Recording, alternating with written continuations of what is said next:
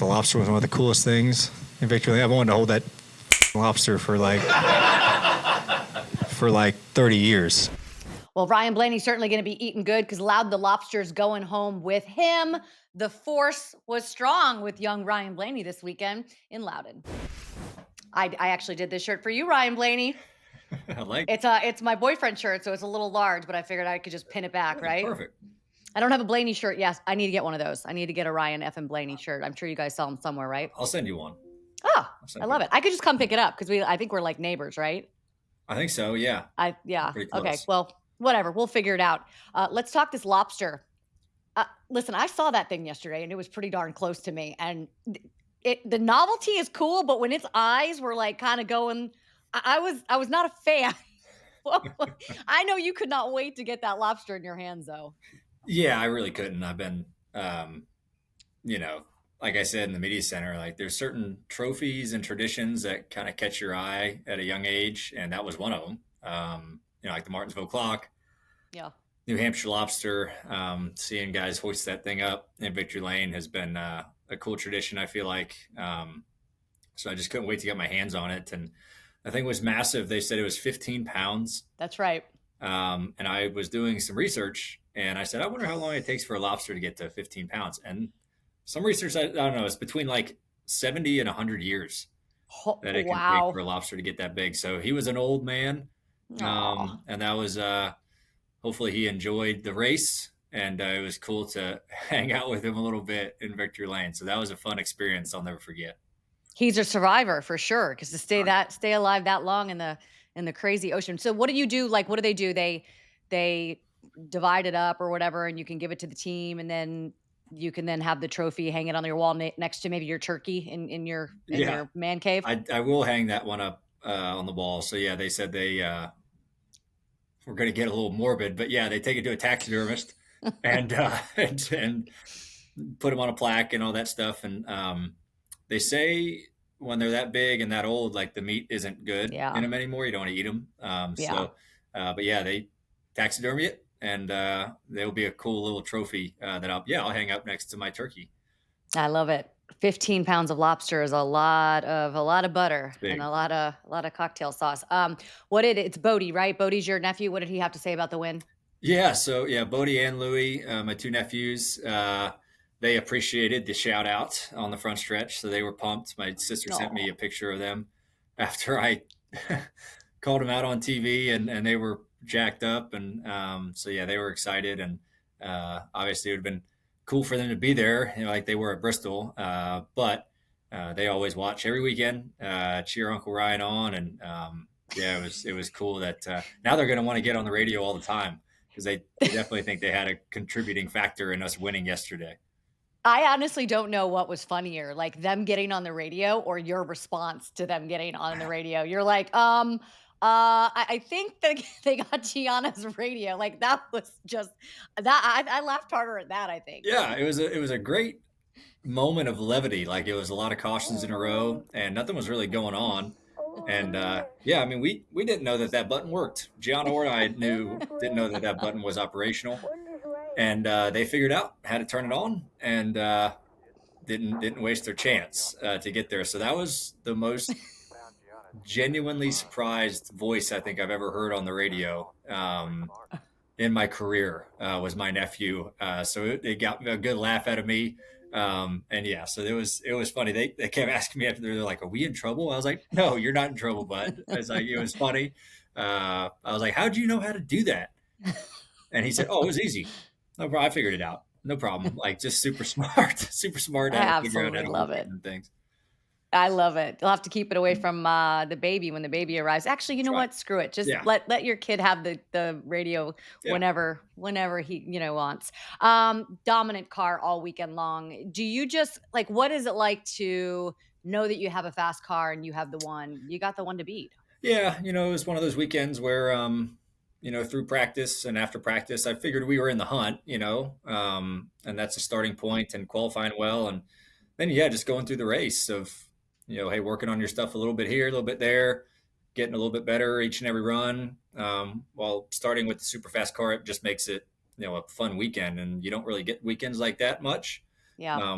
But I mean, props to Jonathan, my whole 12 group bringing an absolute rocket ship for me. Makes me look good, when you have fast cars to drive, and that's a huge factor of what they do in their prep work. And really all of Team Penske and Wood Brothers, I mean, we all brought really fast cars. So huge props to all of Team Penske, the Wood Brothers, for doing their homework, figuring out where we need to be, and then going and performing. And that's a cool weekend when your whole group can do that. How much more homework do you think that your group did, just given the way that the Toyota started the playoffs? I mean, personally, I feel like we prep the same every week. Yeah. Like You're you didn't take always it personal. Like you weren't like, damn, we need to. no. I mean, yeah, they were really good, and they were Yeah. super fast in those 3 races. But I didn't feel like we were 5 steps behind them. I thought we were a half a step behind. I thought just like it's not full panic mode. It's just, hey, we got to get a little bit better here and there, and I think we can go contend with those guys who have a ton of speed right now.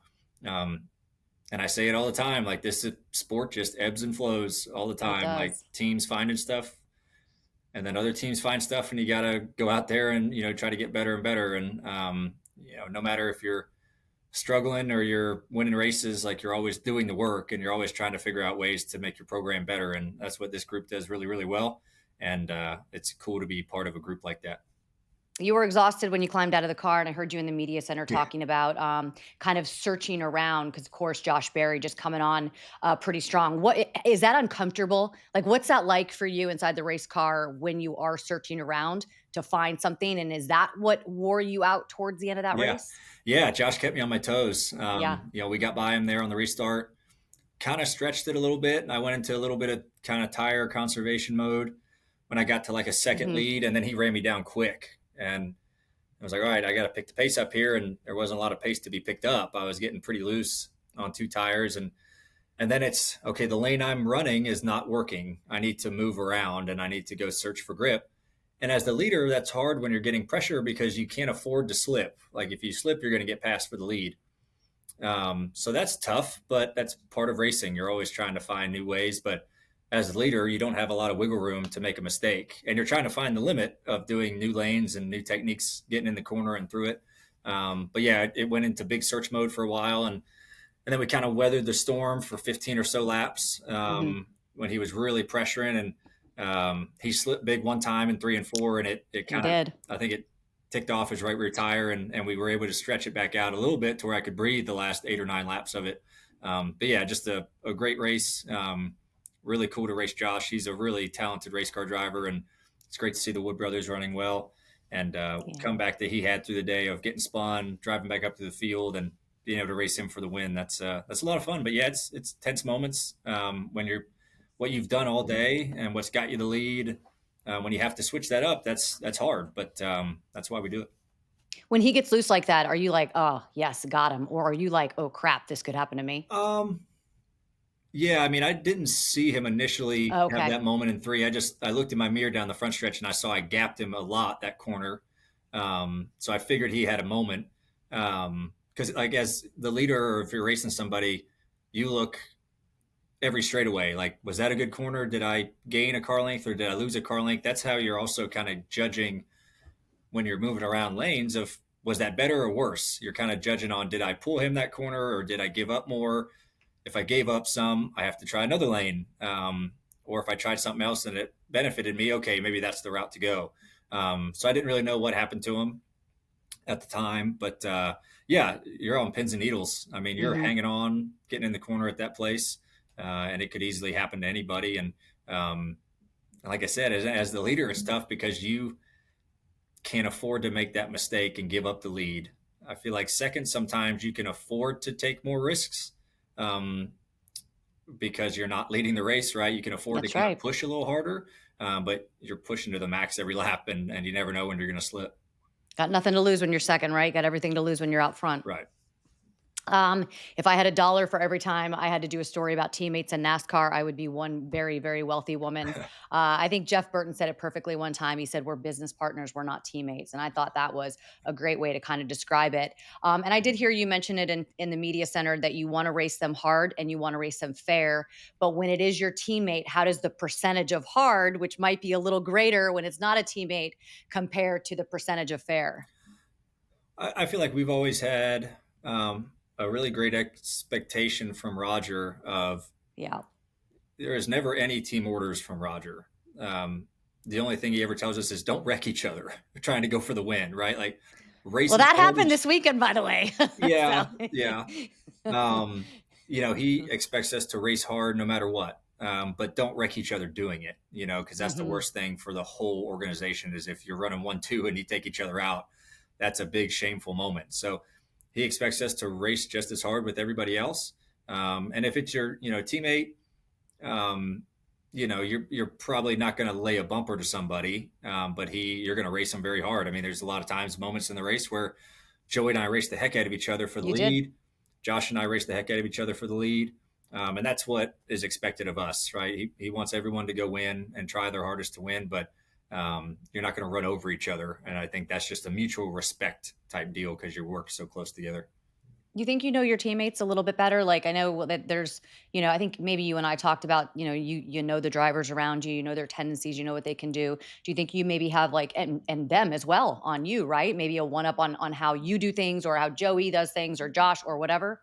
Yeah, maybe a little bit, just Mhm. because you talk in meetings, Yep. and things like that. And so, yeah, I think you know those guys a little bit more just because you work day to day with them and you hear their thoughts firsthand through the weeks and stuff like that. Um, but I think everybody in the field understand. Like you race with the same guys every week, and you know kind of tendencies of people.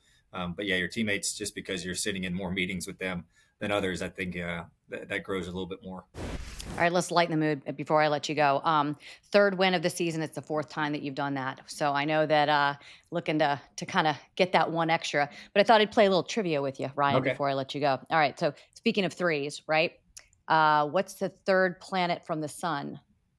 Oh God. We know it very well. Is it Earth? Yes. Okay. There you go. I mean, there's your Star Wars Perfectly reference, right? placed. Yeah. Which American holiday is considered a 3-day weekend? Christmas, New Year's, or Memorial Day? It's Memorial Day. That's right. Yeah. Look at you, 2 for 2. Let's see if we can go 3 for 3. You better get this one. Which geometric shape has 3 sides? A square, a pentagon, Triangle. or a triangle? Good job. Good job. I feel like See, if I got that one wrong, that's a big issue. it was a layup. Last time we talked, you were getting ready to build a crib. How did it go? It's going great. Yeah, it's It's still going. You haven't finished oh it. no, it's done. That thing is Okay. done, but we are currently probably 80% done with his room, with our kids' Aw. room. So just slowly but surely kind of getting everything in there we need. And um, yeah, got the crib built. Changing station is about to arrive, so I got to build it. A little dresser got built. And then yeah, that kind of the room remodel is almost done too. So it's we're gearing up for it for sure. And it's definitely exciting when you go in there, every day and you're Aw. like, oh, this little thing's here and there. And you just it's getting to that point. It's like you're just wanting it to happen, wanting it to be here, but it'll come soon enough. You guys just sit in there sometime. I mean, because I feel like I did before my kids came, Yeah. right? Like, just sit on the floor and kind of like think about what this room is going to hold. Oh yeah. Yeah. And just rearranging everything an inch Yeah. or 10 feet, like, oh, I kind of like this here or there. And that's more Yeah. my wife's, How much is he moving that's inside of her? a lot. Are you Yeah. feeling? A good bit. Oh, So he's oh, an active little kid and oh, I babe. I expect love nothing that. less. Oh, I love it. I love it for you guys. Tell her I said hi. Will do. Congratulations. Round of 8. Look forward to seeing you. Hopefully right here on a Monday morning Great. coming up. Well, thanks All for right, having me. Ryan. Good to see you yesterday. Okie dokie. I'll be waiting for that shirt for sure from Ryan Blaney. Listen, let's do best day ever. It's got to go to Ross Chastain. He spent some time in Buffalo with the Bills Mafia. And look at he sent out some of these videos on social media. It looked like he had so much fun. We all know anyone that's a fan of sports knows Bills Mafia they are crazy, like jumping off tables, burning stuff, all that stuff. So I next time we have Ross on, we'll absolutely have to ask some of the crazy things that he saw. Unfortunately, the Bills beat my Dolphins, but that's okay because Ross was there, and I'm sure that it was quite the scene. By the way, that's one of the only stadiums that I've never been to in the NFL is Buffalo Bills Stadium. So maybe next time Ross heads out there, I'll have to go with him. We are moving on in this round of 12. We'll see who we get on the show next week, but we know it's going to be exciting because things are really heating up in the playoffs. See ya.